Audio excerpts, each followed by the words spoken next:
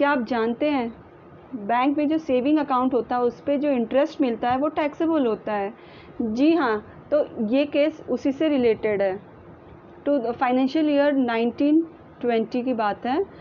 उस साल कई एसएससीज ऐसे थे जिन्होंने high value transaction saving account में किए थे, इसीलिए उन लोगों का इंटरेस्ट अमाउंट भी काफ़ी अच्छा था, लेकिन उन लोगों ने वो interest amount income tax return में शो नहीं किया था, और उनका इस इनकम के बिना जो उन्होंने रिटर्न फाइल किया था उसमें उन लोगों का टैक्स नील हो रहा था, तो इसी नाते उन लोगों को डिमांड नोटिस भेजा गया था।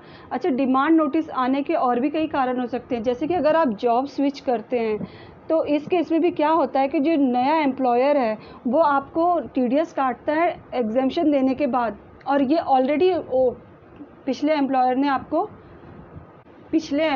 ने भी आपका एग्जेम्पशन देकर ही टीडीएस काटा हुआ था, तो आप 2 बार वही सेम एग्जेम्पशन 2 बार ले चुके हैं, 2.5 लाख करके 5 लाख का। उसके बाद एक रीज़न ये भी हो सकता है कि आपने घर बाय किया है और आपने टीडीएस काटे बिना सेलर को सेल कंसिडरेशन पे कर दिया।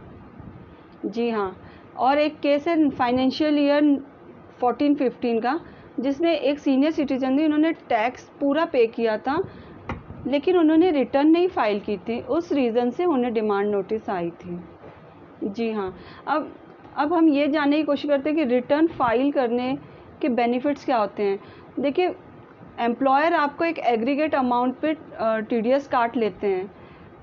हो सकता है कि आपका कोई रिफ़ंड बन रहा हो, वो तो आपको रिफ़ंड तभी मिलेगा जब आप रिटर्न फाइल करते हैं, वरना फिर आपको वो रिफ़ंड आप नहीं क्लेम कर सकते हैं।